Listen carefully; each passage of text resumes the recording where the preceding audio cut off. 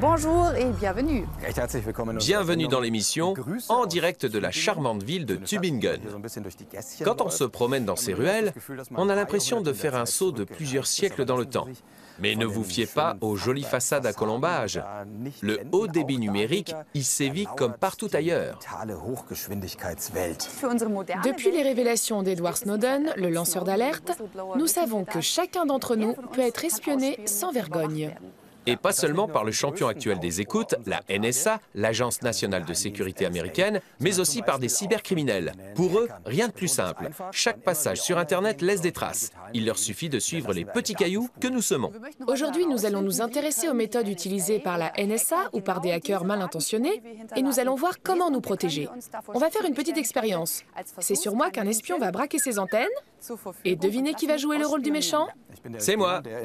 Je serai le cyberespion qui va essayer de tout savoir sur Caro. Mais je ne serai pas seul. J'agirai avec la complicité d'une entreprise de sécurité informatique de Tübingen.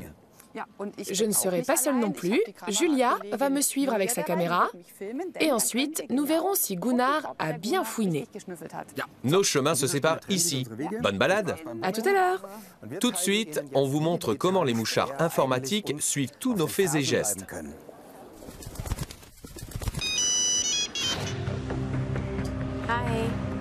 Appeler d'un portable, surfer sur le net, payer par carte bancaire, même se balader tranquillement en ville, tout ceci peut nous trahir.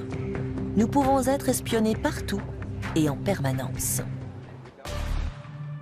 Depuis qu'Edward Snowden a publié les documents secrets de la NSA, nous savons ce dont les autorités sont capables.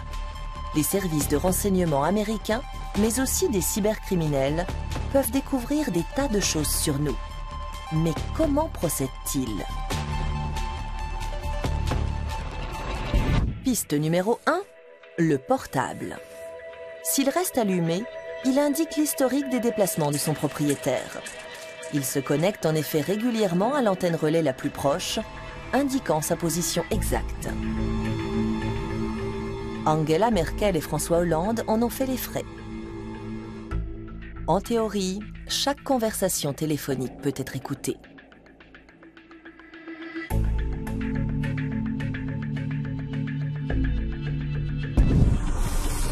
Piste numéro 2, Internet. Quand nous surfons, nous sommes identifiables grâce à notre adresse IP, sorte de plaque d'immatriculation numérique. Les sites que nous visitons ne sont un secret ni pour notre fournisseur d'accès, ni pour la NSA. Les logiciels espions peuvent même lire les courriels non cryptés.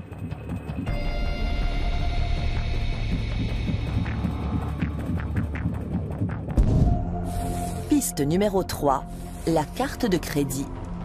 Pour nombre d'entre nous, payer par carte est devenu un geste quotidien.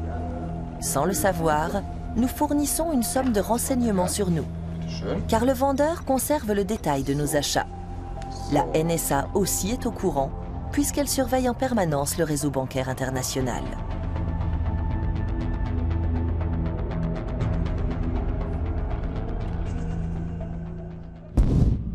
Piste numéro 4, les caméras de surveillance. Elles ont envahi l'espace public. Elles sont censées assurer notre protection, mais elles ne filment pas que les délinquants potentiels. Avec le bon logiciel de reconnaissance faciale, tout le monde peut être identifié et atterrir dans les banques de données de la NSA.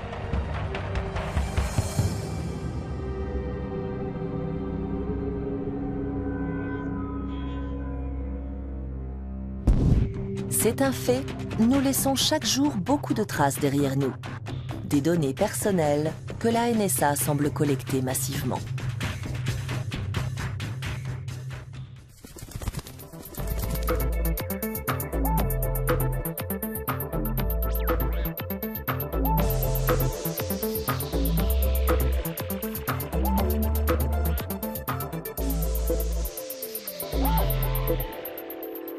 Retour à Tübingen. Nous commençons notre traque virtuelle de Caro. Je la connais, elle adore communiquer. Elle communique beaucoup et elle le fait sur tous les canaux. Donc, à mon avis, on ne devrait pas avoir trop de mal à suivre sa piste. Monsieur Schreiber, nous lui avons confié un ordinateur et un smartphone que vous avez infectés. Vous auriez pu tout simplement pirater son ordinateur personnel. Eh bien, si j'avais infecté son ordinateur, il aurait ensuite fallu le réinitialiser entièrement pour détruire les données et les traces. Et ce n'était évidemment pas le but. Vous ne vouliez pas saboter son disque dur. Voilà. Ces logiciels, elle aurait pu les attraper en surfant sur Internet? Ou bien s'agit-il de programmes très spécialisés? Effectivement, quand on navigue sur Internet, on peut être victime d'un cheval de Troie. Il peut aussi s'introduire dans nos appareils via des spams ou des téléchargements passifs. Je vois. C'est impressionnant et inquiétant à la fois. Là, on a les déplacements de Caro. Ça vient de son téléphone, je suppose.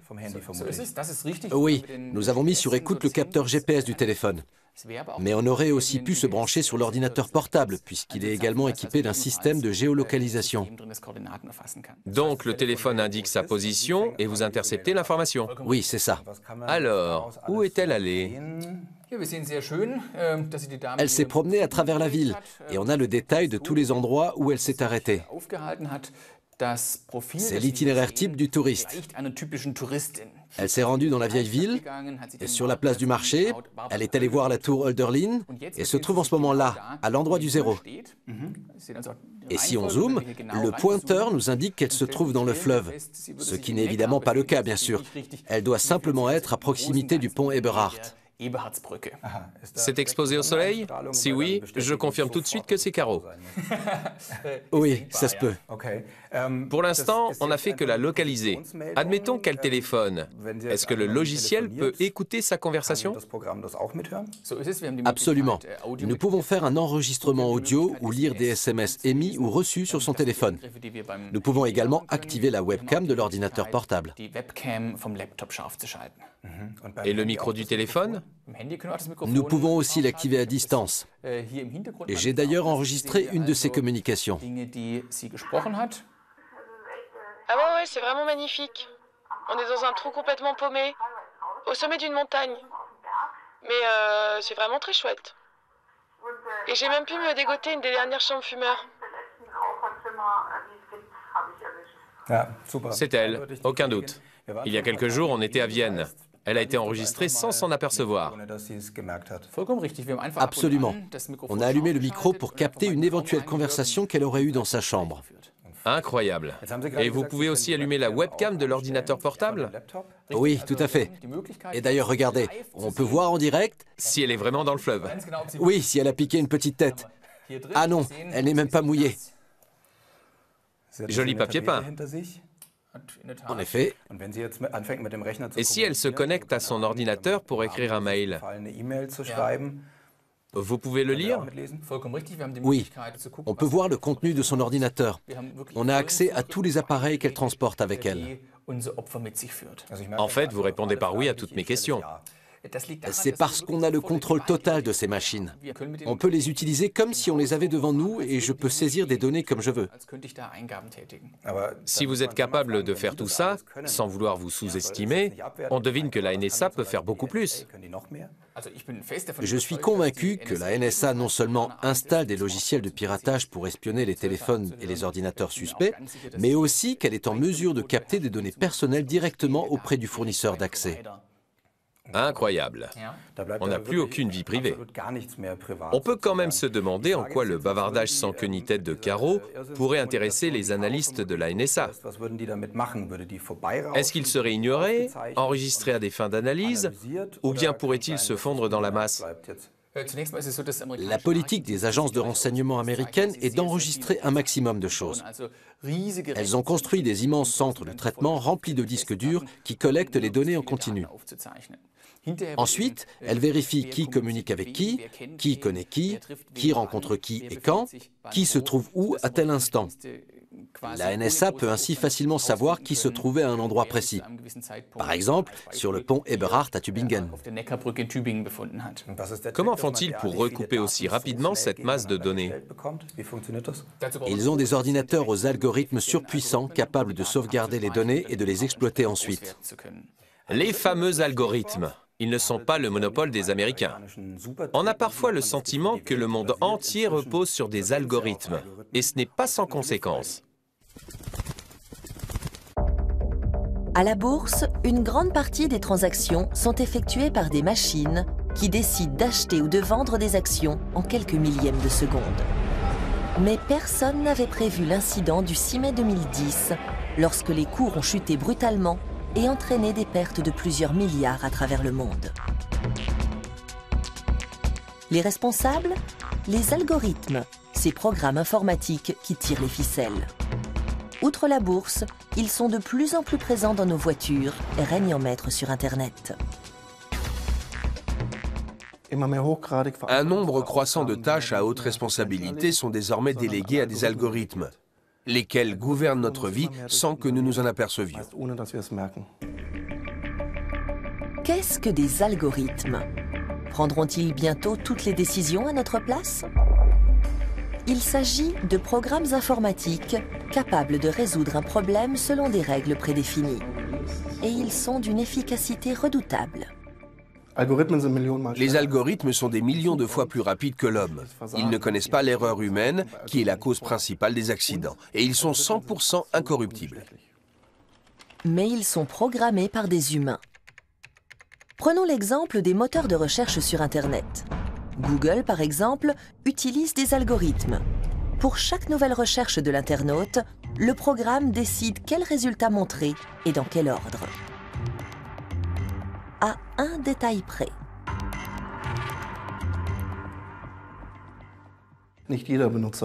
Chaque utilisateur ne se voit pas proposer exactement la même liste. Si vous vous inscrivez ou si vous autorisez l'utilisation des cookies, Google peut alors reconstituer votre historique de recherche et tenter d'évaluer vos préférences pour ensuite adapter la liste des résultats.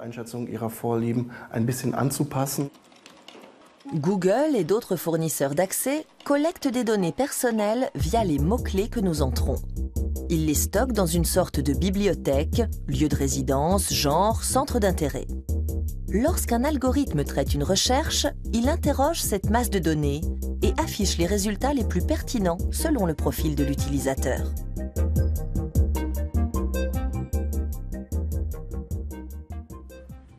Ainsi, pour une recherche portant sur le mot « golf », le passionné d'automobile obtiendra le dernier modèle du fabricant allemand, tandis qu'un joueur de golf verra s'afficher des informations sur le sport du même nom. Les sites marchands regardent eux aussi leurs clients à la loupe. Exemple, Amazon. Un algorithme étudie notre panier et le compare avec celui d'autres acheteurs. L'entreprise nous propose ensuite des produits similaires. À chaque nouvel achat, le programme affine les préférences de chaque client. À première vue, une pratique inoffensive est même utile, mais qui, en fait, nous donne à voir une réalité tronquée. Pour moi, le risque, c'est d'avoir des listes de résultats qui ne reflètent que ses propres opinions. Sur le plan politique, par exemple.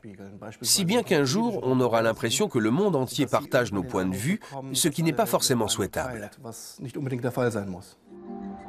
Les algorithmes contrôlent aussi de plus en plus les voitures modernes. L'assistant de trajectoire, par exemple, détecte les situations dangereuses et avertit le conducteur qu'il risque de franchir involontairement la ligne. Un autre système permet de signaler la présence de véhicules dans l'angle mort. Si le conducteur change de voie sans regarder, il est alerté par un signal lumineux sur le tableau de bord. Le but des systèmes d'aide à la conduite, c'est avant tout d'éviter les accidents ou d'en atténuer la gravité. Ils sont là pour rappeler le conducteur à l'ordre s'il a un moment d'inattention. Un fabricant automobile nous fait une démonstration. Il teste un système d'aide au freinage d'urgence dont il devrait bientôt équiper tous les modèles de la marque. Un dispositif simule un embouteillage. Le capteur radar surveille en permanence la distance entre le véhicule et l'obstacle. La caméra sait identifier les voitures ou les glissières de sécurité.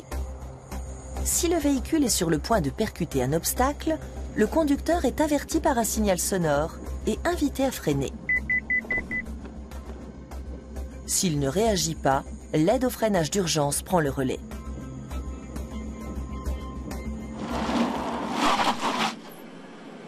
Le conducteur est-il encore maître au volant? Avec les systèmes d'aide à la conduite, l'automobiliste reste toujours maître de la situation. Il peut reprendre la main à tout moment, même lorsque le système d'aide est activé. En matière de sécurité routière, les algorithmes constituent un vrai progrès. Vont-ils aussi devenir incontournables dans d'autres secteurs ? Les algorithmes ne vont pas prendre le pouvoir. Le plus grand danger, à mon sens, ce sont les effets collatéraux. Prenez les transactions boursières en ligne. Les algorithmes n'ont pas volontairement fait chuter les cours. C'est arrivé parce qu'ils sont programmés pour se comporter comme un petit investisseur qui, au moindre signe de danger, panique et vend ses actions. C'est comme ça que les cours se sont effondrés.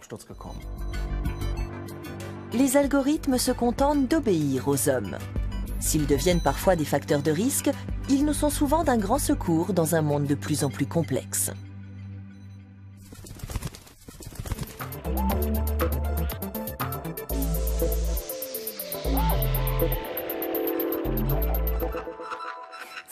Je suis impatiente de savoir ce que vous avez découvert sur moi après ces quelques jours d'espionnage. Nous avons appris pas mal de choses. Nous connaissons votre nom ainsi que votre adresse exacte. Nous savons que vous êtes marié, que vous avez un enfant. Et nous avons aussi découvert le code de votre réseau local sans fil. Flûte. Nous avons également récupéré pas mal d'informations à partir de votre ordinateur portable et de votre téléphone, notamment sur vos centres d'intérêt. Je vous montre. Des chaussures. Plus précisément, des bottes en caoutchouc. Tu as besoin de bottes en caoutchouc? Urgemment. Vous aimez les lampes originales? Oui, j'adore ces petits lapins. On passe au rayon chaussures hors de prix. J'ai vu des bottines à lacets à 375 €. Oui, que je n'ai pas acheté parce que j'avais pas assez sur mon compte, ce que vous savez probablement. C'est du fétichisme. On n'a pas piraté votre compte, car vous n'avez pas fait d'achat en ligne. Vous avez de la chance. Mais vous l'auriez fait si elle... Si je les avais achetés. Absolument, car on aurait eu accès à votre compte. On aurait même pu effectuer des paiements, vu qu'on avait le contrôle de votre smartphone et de votre ordinateur. Ensuite, vous avez programmé vos vacances. En France. Sur la Côte d'Azur, je vois vos dates de départ et de retour. Je sais où vous dormirez et je sais que vous voyagerez avec 7 personnes. Oui, on est nombreux. Et tu ne m'as même pas invité. Tu veux venir? Merci. On sera peut-être 8 du coup. Et tu me la prends comme ça? Encore cette lampe. Vous l'avez regardé dans 2 boutiques différentes. Ah, une chose très importante. Je vous conseille de changer rapidement votre code PIN de thecloud.com. Je l'ai craqué. Vous avez récolté un paquet de renseignements sur moi. Comment éviter ce genre de choses? C'est un peu gênant quand même. Surtout cette lampe lapin. D'abord, il est capital de bien protéger votre ordinateur avec un antivirus et des mises à jour régulières. Il faut aussi faire preuve de bon sens. Quand vous recevez des fichiers PDF ou Office, il ne faut les ouvrir que si vous connaissez l'expéditeur. Si elle avait eu un antivirus, il aurait détecté les logiciels malveillants et on aurait pu les éliminer? Dans certaines conditions, oui. Mais les cybercriminels savent paramétrer leurs logiciels pour qu'ils ne soient pas détectés par des antivirus. Un antivirus est une bonne chose, mais ce n'est pas fiable à 100%. Et les smartphones lambda, est-ce qu'ils sont vraiment sûrs? Tout dépend de l'ampleur des moyens mis en œuvre par l'agresseur. En général, les smartphones sont sûrs. Mais s'il est décidé, un cyberdélinquant est capable de pirater le vôtre avec un cheval de Troie ou autre. L'ordinateur de Caro est désormais infecté. Et comme en plus on connaît son mot de passe, elle ne peut plus rien faire. Est-ce que sur mon ordinateur, j'espère d'ailleurs qu'il n'est pas vérolé, je peux éviter cela en choisissant des mots de passe plus compliqués? Le choix d'un bon mot de passe, c'est le b.a.-ba de la sécurité informatique. Oui, effectivement, on l'a bien compris. Tout de suite, on vous explique ce qu'est un bon mot de passe. Alexander participe à des enchères en ligne. Il se connecte à son compte client sans se douter de rien. Il fait une offre à 45 € pour ce circuit automobile. Et tout à coup, grosse frayeur, le montant qui s'affiche s'élève à 2 400 €. Au début, j'ai paniqué. Je ne comprenais pas ce qui se passait. Si l'enchère s'était terminée là, je n'aurais pas pu payer. Des tiers ont réussi à déchiffrer son mot de passe et ont ainsi pu accéder à son compte client. Un problème de plus en plus récurrent. C'est un danger très présent sur le net. Beaucoup de programmes vous conseillent automatiquement un mot de passe. Il est primordial d'en choisir un bon. A fortiori pour notre boîte aux lettres numérique, car ce mot de passe permet l'accès à d'autres services, comme les réseaux sociaux ou l'achat en ligne. L'accès à ces services a beau être protégé par des mots de passe, ceux-ci sont souvent choisis à la légère. Des suites de chiffres simples, le mot « mot de passe », sa date d'anniversaire ou des petits noms affectueux sont du pain béni pour les hackers. Et la sanction peut être radicale. Qu'est-ce qu'un mot de passe sûr? Et comment faire pour qu'il le reste? Craquer des mots de passe, Dirk Reimers fait ça à longueur de journée. Cet informaticien travaille pour une société de conseil en sécurité informatique pour les entreprises et les pouvoirs publics. Craquer un mot de passe est un jeu d'enfant si on a les bons outils. Et ces outils sont disponibles gratuitement sur Internet. J'entre des mots de passe et la machine fait le reste.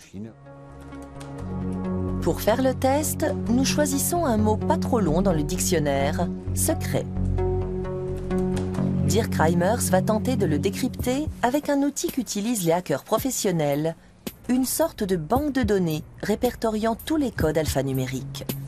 Le programme teste 8 milliards de combinaisons par seconde. Va-t-il trouver la bonne?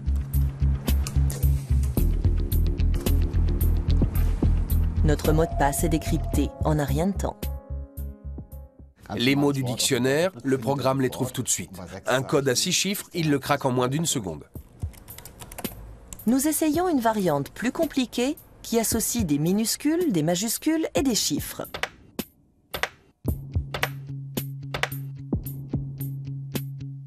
Ce mot de passe opposera-t-il une meilleure parade? Le programme de Dirk Reimers le trouve aussi en seulement 3 minutes et 40 secondes. Nous augmentons encore le degré de difficulté. Nous ajoutons des caractères spéciaux et un autre chiffre et nous mélangeons les 12 signes. Résistera-t-il à une cyberattaque? Pour ce troisième mot de passe, vous avez bien fait les choses. 12 signes, des majuscules, des caractères spéciaux. C'est très long à craquer. Trop long en tout cas pour que le jeu envahisse la chandelle. Le pirate chercherait une autre cible ou un autre moyen d'accéder à vos données. Le programme mettrait 123 ans à trouver le mot de passe, à moins qu'il ne tombe dessus par hasard, ce qui est peu probable. Mais comment se souvenir d'un mot de passe aussi compliqué? Imaginez cette phrase, pour mémoriser quasi infailliblement un mot de passe. Isolez l'initiale de chaque mot. Quasi devient le chiffre 4, l'article indéfini 1 devient le chiffre 1. On ajoute des caractères spéciaux au début et à la fin, et on obtient un mot de passe fiable. Mais peut-on l'utiliser pour tout? Utiliser toujours le même mot de passe est fortement déconseillé. Car si un cyberdélinquant arrive à s'introduire dans votre système, il aura alors accès à tous les services que vous utilisez. Il vaut mieux créer d'autres mots de passe sur le même modèle pour tous les sites web qu'on visite.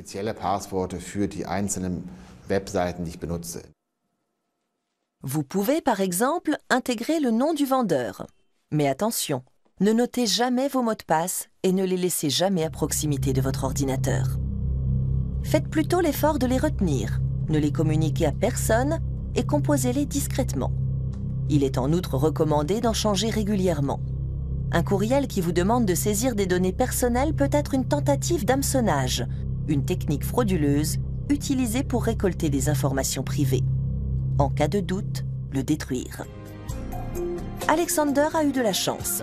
Il a aussitôt écrit au site d'enchères et n'a pas été obligé de payer les 2400 €. Et il a renforcé son mot de passe.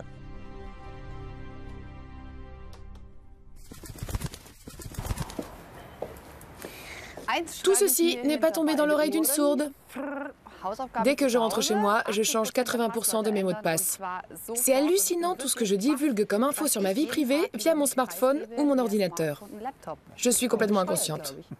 On préfère ne pas imaginer ce que la NSA, avec son budget faramineux, serait capable de glaner comme info sur Caro. Disons que le numérique est un univers impitoyable où règne la loi de la jungle et que nous sommes tous des proies sans défense. J'en fais trop, là? Non, ça résume parfaitement la situation. Si l'émission vous a rendu aussi parano que Gunnar et moi, venez en discuter sur Arte Future. On vous dit à la prochaine. À bientôt.